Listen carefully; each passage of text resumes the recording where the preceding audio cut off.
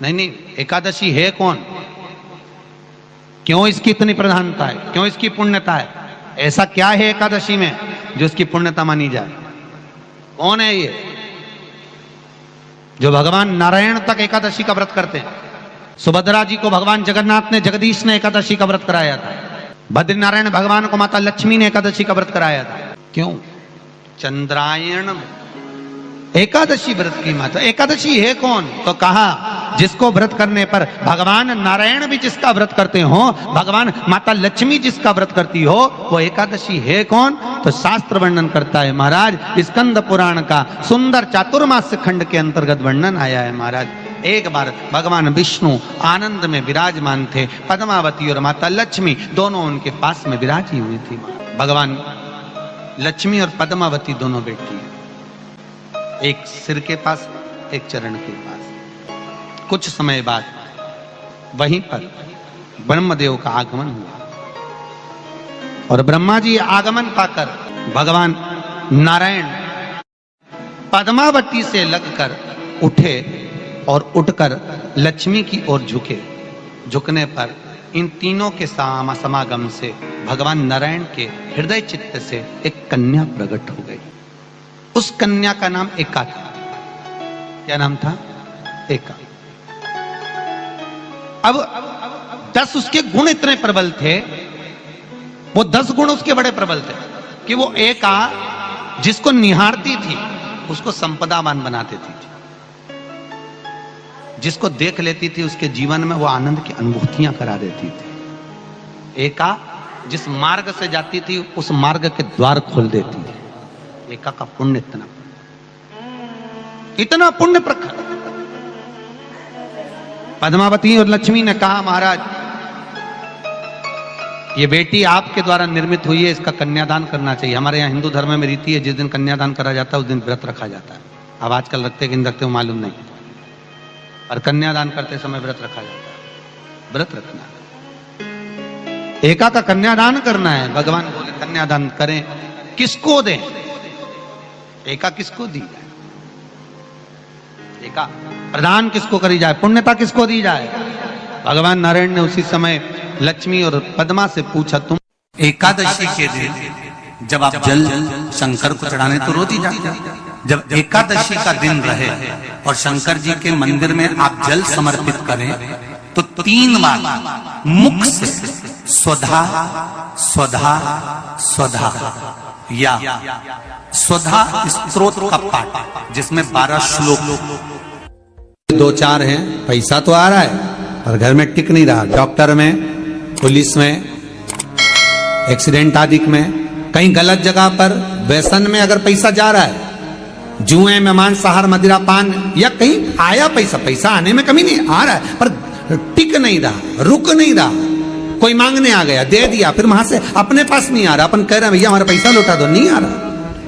तो महाराज शिव महापुराण की कथा कहती है एकादशी के दिन गंगा के जल में मात्र 7 बेलपत्री डालकर जो नंदीश्वर भगवान अर्थात जो शंकर जी के शिवलिंग के सामने नंदी होता है, उस नंदी के चरण पर गंगा का जल चढ़ाकर बेलपत्री शिव पर समर्पित कर देता है, उसके घर में रुपया रुकना चालू हो जाता है। फिर वो गलत जगह पर नहीं जाता, गलत स्थान पर वो धन जाएगा ही नहीं।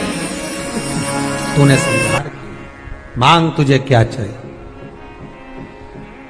एकादशी ने भगवान विष्णु से कहा, नाथ प्रभु वर दे दो, मृत्यु लोक में जो मनुष्य मेरा व्रत करेगा, चाहे जलचर, थलचर, वायुचर या सांसारिक मनुष्य, मेरा अगर एकादशी का व्रत करेगा, प्रभु उसके यहां धन धान्य वैभव सुख संपदा बढ़ेगी और उस जीवात्मा को नरक नहीं भोगना पड़ेगा, सीधे वैकुंठ का उसको वास मिलेगा।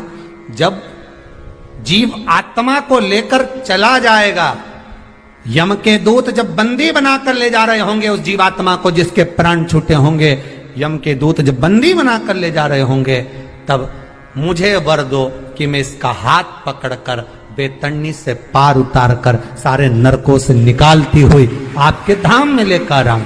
भगवान ने वर दे दिया, तथास्तु। हे एकादशी सुनो, मृत्यु लोक का मनुष्य अन्न का त्याग कर कर, क्योंकि अन्न में एकादशी के दिन पाप पुरुष रहता है, अन्न का त्याग कर कर एकादशी के दिन जो मनुष्य तुम्हारा व्रत धारण करेगा, उस व्रत को करेगा और उस व्रत को धारण करेगा, उसकी मनोकामना पूर्ण होकर वो मेरे ही धाम को जाएगा। ये तो हुआ एकादशी के जन्म की कथा। एकादशी के दिन गंगा के जल में मात्र 7 बेलपत्री डालकर जो नंदीश्वर भगवान अर्थात जो शंकर जी के शिवलिंग के सामने नंदी होता है, उस नंदी के चरण पर गंगा का जल चढ़ाकर बेलपत्री शिव पर समर्पित कर देता है, उसके घर में रुपया रुकना चालू हो जाता है। फिर वो गलत जगह पर नहीं जाता, गलत स्थान पर वो धन जाएगा ही नहीं। बेटा अगर व्यसन में पड़ा हुआ है, मदिरापान में पड़ा हुआ है, मांसाहार में, जुए आदि में जा रहा है, तुम्हें लग रहा है कि मेरा बेटा गलत मार्ग पर जा रहा है, ये मित्र दोस्ती गलत हो रही है, वो सही जगह पर आ जाए। करना है एकादशी।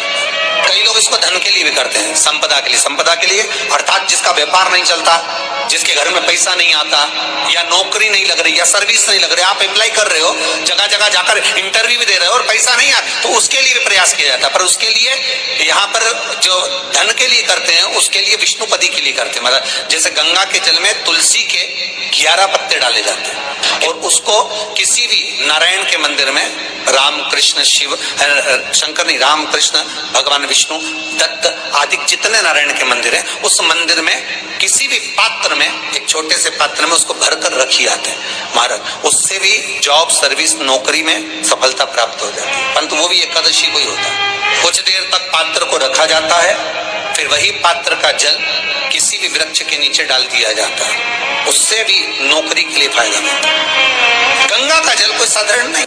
दशमी, एकादशी और द्वादशी, इन 3 तिथियों पर एक रोटी में थोड़ा सा मीठा रखकर सोमक पितृ का नाम लेकर यदि गाय को खिला दिया जाता है, तो अगर कोई पूर्वज प्रेत योनि में भी पड़ा हुआ होता है, भटक रहा होता है, जिसको पिंड नहीं मिला, जो अचानक मर गया होता है, अधोगति में चले गया होता है, उस जीव की मुक्ति दशमी, एकादशी और द्वादशी, ये 3 दिन सोमक पितृ का नाम लेकर रोटी में, पूड़ी में मीठा रख कर गाय को खिला दिया जाता है। ये 3 दिन तक तो वो पितृ कभी भटकते नहीं है, उनको मुक्ति प्राप्त हो जाती है, मोक्ष में।